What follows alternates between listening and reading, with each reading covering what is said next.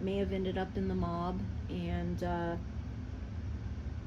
I think we're also known as the Liberty Posse. I would like to see that be a thing of the past for my branch of the family. I did say also that Guy LaLiberte, the founder of Cirque du Soleil, is probably my uncle. I don't know him, I've never met him, but as a kid I remember hearing that he was a LaLiberte and wondering, you know, does that mean I'm related to him somehow? Our family didn't really know his, like, he lives in Canada, we live in America, so he wasn't like someone close in our lives. But anytime there was a new Cirque du Soleil show, like, I was just fascinated with it. And I think that man has made so many positive contributions to the world. Like, I hope he's not mad at me for having to tell our family story, and having it come out this way where, you know, maybe not everything was good in my family. That's a huge embarrassment to me as well, so I understand completely. I was essentially supposed to be the Holy Family representative for my branch of the family here in America, and I think my parents, with possible Liberty Posse mob stuff, kind of just kept me hostage and all to themselves for the last 46 years, and I haven't even had a chance to start my life yet, so that sucks. At any rate, Guy LaLiberte, his contributions to the world are enormous. Founded the first French avant-garde circus. No one had ever seen anything like it.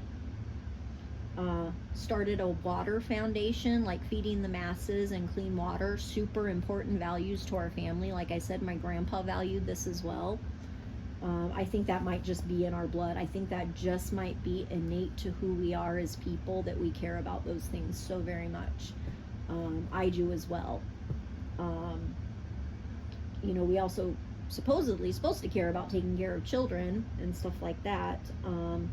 So Guy also built that pyramid in Quebec. Now Canada has its first pyramid, and it's a yoga studio by day and a nightclub at night, where I guess he is an awesome freaking DJ, which are all three things we have in common. Like, me and Guy LaLiberte are just like samesies on so much. Like, I don't know if I'll ever get the chance to meet him one day, but when I say that he really was a childhood hero to me, I am not kidding. I just watched him in awe. And then during the pandemic, he was the first clown in space. Like, that was a moment that gave me encouragement and told me I had to be strong to get through this. So yeah. And now I hear that he is in the business of legal marijuana, which yay for that. Yay for cancer patients being able to get their medicine. So many people can be helped. Like, I've been helped by that medicine. I'm pro cannabis. You know, so to me that's a heroic deed. And I'd love to try his weed someday too.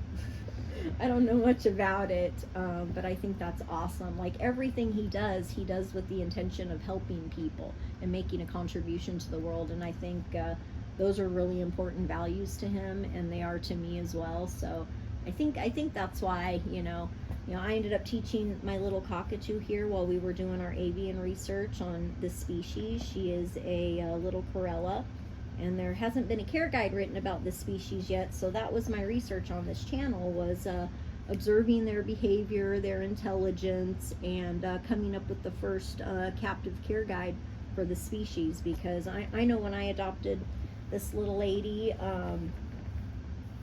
she, you know, I had a lot of questions, and then I found other people were having a lot of the same questions, and they're not your normal bird questions either. It's like, you know, why does my bird like to dip their foot in water?